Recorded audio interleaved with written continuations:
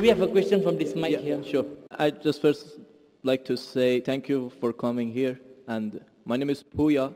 So I'm a student drama. And I come from Iran, not Iraq. Iran, the old name Persia. So I come from a religious family. My family are Muslim. But I was born as a Muslim. But I didn't want to born as a Muslim because, so as a family I born. But still I haven't accepted Islam because of some certain points. My main question was about the time, like ancient time, back to the 1,000 years ago, when the time the Islam come to my country and we became a Muslim. So as I read in the history and those kind of stuff, I found it out that the Arab countries, so they attacked my country and they invade my country and they brought Islam by force without my king accepted. So Persia was an old country and it was the most civilized country from the ancient time until now. We believe a real God, we were worshipping a real God, and our religion was Zartosh. So he was a prophet also. So we believe in good deeds, good thought, good words. So even Cyrus the Great, he was the king of the world, and he was doing a lot of good things. Even some people, they was confused that they called him Messiah, Masih. He was doing many good things, but he was never said, I'm a prophet, I'm a God. But even though that king, when he attacked the other country, he never killed a civilian, he never raped a woman, and he never made them to change the religion. Even somebody was worshipping a cow, he respect for them, even though he was worshipping a real God. He could make them to worship also same as what is worshipping. But in the Islam way, if you're going to promote your religion, doesn't mean that you have to force it to somebody else or you have to make them to accept that religion. Because, human being means freedom. So anyone, they should have a right, human rights.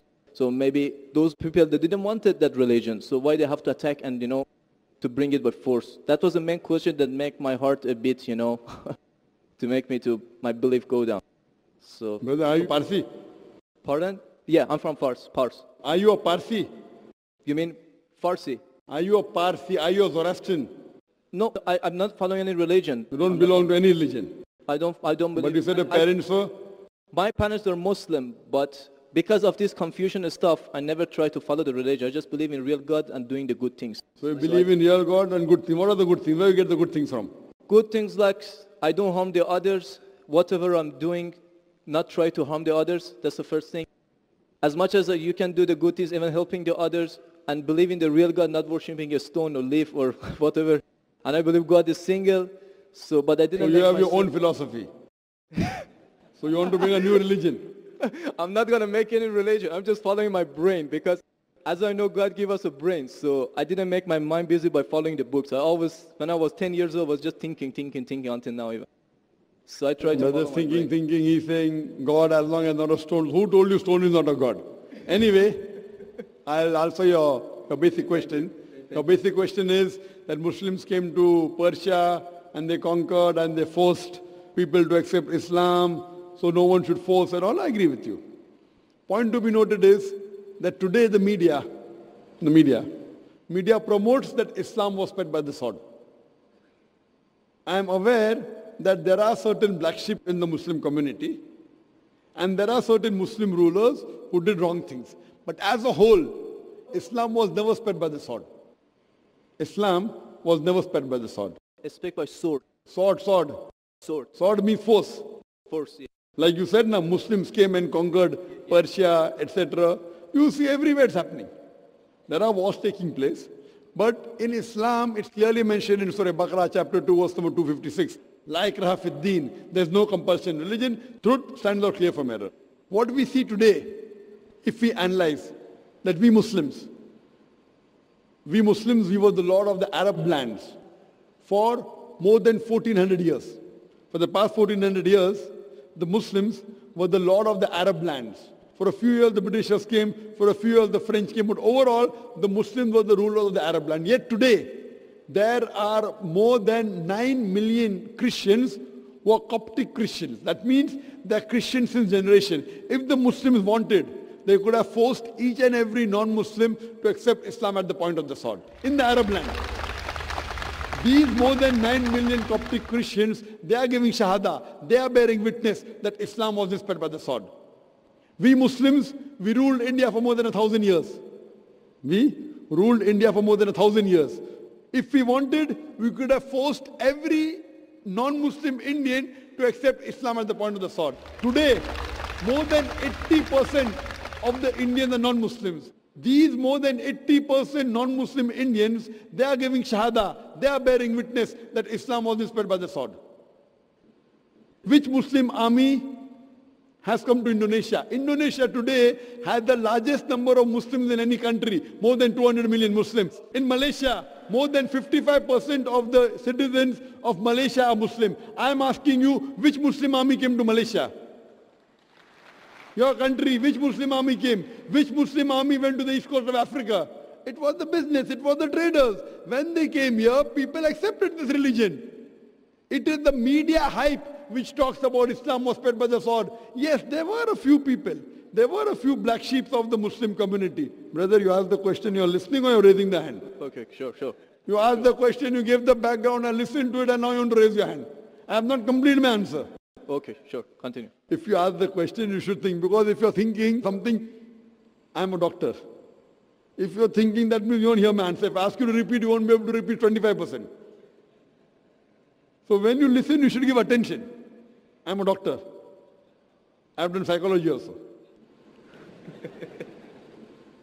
So, this is the media hype. If you read Thomas Carlyle, historian, he writes in his book, Heroes and Hero Worship. He puts number one hero prophet as Prophet Muhammad Sallallahu Alaihi Wasallam. He's a Christian. He says, if every new idea originates in one man's head, it dwells alone in the full world. It will do little good if he takes up a sword and propagates it. You have to first get your sword. He's talking about sword of intellect. There was a survey done in the Plain Truth magazine, a survey in the increase of the major world religions in a span of 50 years. In a span of 50 years, from 1934 to 1984. In a span of 50 years, the increase in the major world religion. It came in Reader Digest, Almanac Yearbook, 1984. Number one maximum increase in religion, it's Islam, 235%. Christianity, only 47%. I am asking you, which war took place between 1934 and 1984, which forced the non-Muslim to accept Islam? Which war? Which war? Today, leave aside the past. Today, the fastest growing religion in America is Islam. The fastest growing religion in Europe is Islam. I am asking you, who's forcing the Americans to accept Islam? Who's forcing the Europeans to accept Islam? You were not there born. Were you present in the past? Arabs came to my land and forced. Where were you present? This is history. Many things in history is false. So that's what... Okay. A very famous historian, Dipersia O'Leary, he writes in the book, Islam at the Crossroad, page number 8. He says, history makes it clear that the legend of fanatical Muslims sweeping across the world, forcing Islam at the point of the sword, is the most fantastic, absurd myth that historians ever repeated. Who says that? Dipersia O'Leary. History makes it clear that the legend of fanatical Muslims forcing Islam at the point of the sword over conquered races is the most fantastic, absurd myth that historians ever repeated. This is just in the media today. Muslim terrorist, Muslim terrorist. I am asking you, did any Muslim attack you in this country? No, never. But the media says Muslims are terrorists. Yeah, media is just nonsense. Yes, same way your history is also nonsense. When media is nonsense, the history is also nonsense. Some is correct, some is wrong. That's the reason, if you hear the answer, I would like to end my answer with a quotation of Dr. Adam Pearson. Dr. Adam Pearson says that people who worry that one day nuclear weaponry will fall in the hands of the Arabs, they fail to realize that the Islamic bomb has already been dropped. The bomb of peace. It fell the day Prophet Muhammad, peace be upon him, was born. Good. Thank you, doctor, for your answer. But the point is, I didn't get the right answer because that's not media. That's history. And history is not something that can be written the false way. Because if it be written the false way, it can be changed. But that was the true history in all over the world and is written every Brother, did you places. hear my quotation of Deleuze O'Leary? Can you repeat it? Repeat what? Repeat Deleuze O'Leary's quotation. I said it twice, not once, twice. Most of my answer was once. I said twice. Now repeat it. Repeatedly 50%. So what's the point of repeating that word? I want to know whether it went into your head or not. No, because that's what is in my head that is a history first thing. I am asking you, can you repeat the statement, the answer which I gave earlier? If you cannot repeat, that means it's useless me repeating the answer. You're not listening to me. You're thinking something. No, I'm listening to you. You're Can saying you repeat? that is made, that is Can false, you that's the history. repeat the statement of Deleuze O'Leary, a very famous historian? No, I can't. I'm saying it for third time. Listen to it and go behind the queue. Deleuze O'Leary says that history makes it clear the legend of fanatical Muslims forcing Islam at the point of the sword over conquered races is the most fantastic, absurd myth that historians have ever repeated. Deleuze O'Leary says history has been telling falsehood, and you're saying history, I believe in history.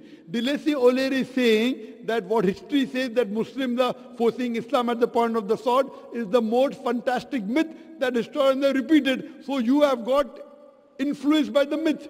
So now think it's a myth and forget it and believe in the fact. The fact is you read the Quran and inshallah I want you to revert to Islam. Revert back to the religion of your parents, inshallah. Okay. Okay, thank you. Thank you.